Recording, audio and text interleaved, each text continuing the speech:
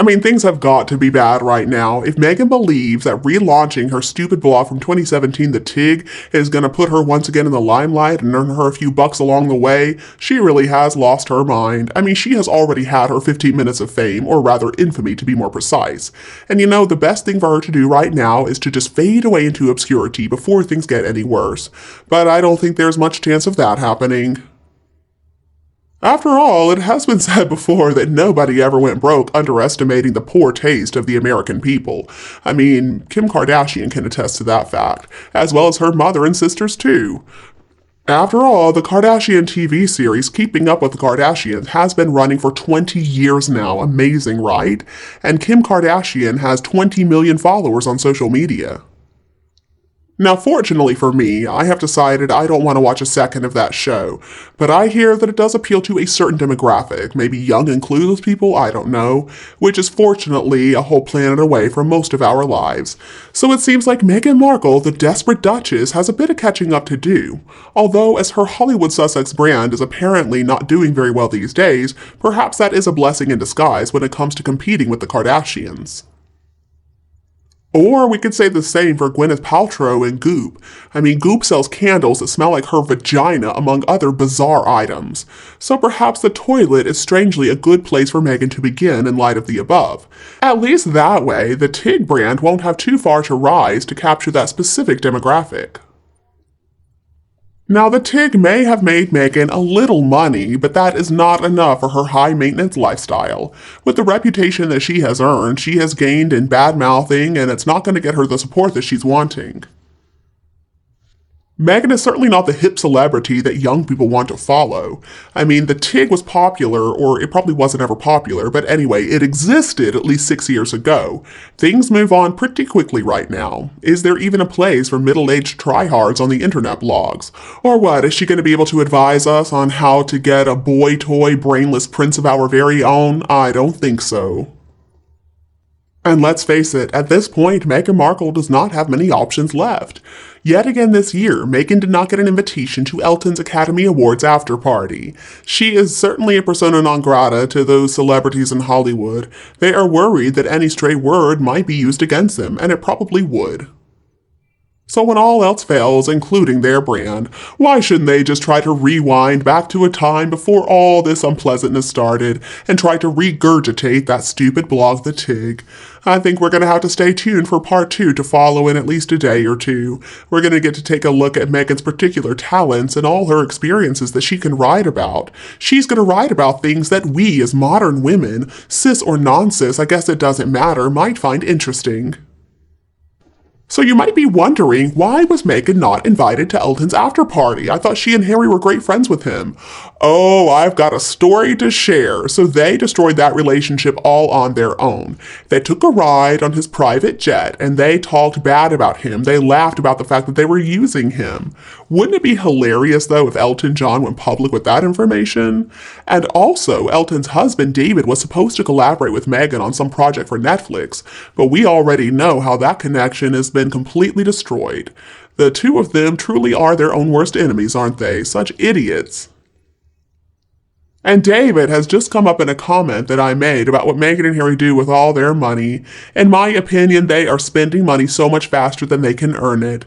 So I started wondering, David was working with Meghan on her Pearl project, so who I wonder paid him? I'm sure that Meghan and Harry are running out of money. Because there is just no way they are making enough money to keep them in the lifestyle that they want to live, and that's why Meghan is thinking of reviving the Tig.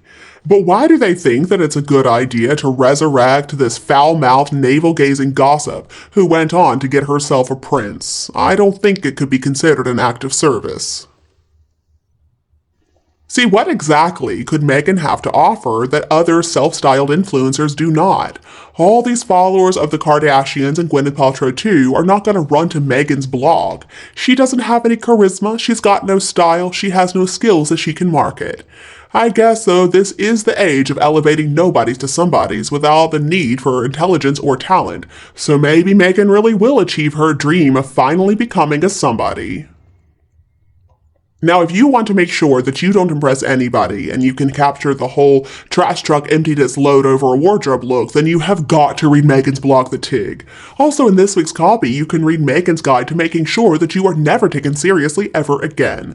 The failur's guide to failing at every single thing you try to do. It's just going to show us how, with some low intelligence and some horrible ideas, we can also make sure that everything we try fails miserably and makes us a global subject of mockery and scorn. And if that's not enough to make you read it, you also get treated to some thoughts of the day that are trying to pass as deep and wise. It's going to be a bunch of nonsense-filled articles that can teach us absolutely nothing and leave us curious as to what in the world they even meant. And sometimes maybe you'll come across a piece worth reading, but clearly it will have been plagiarized in its entirety from somebody who hopefully is not going to file a lawsuit against Megan.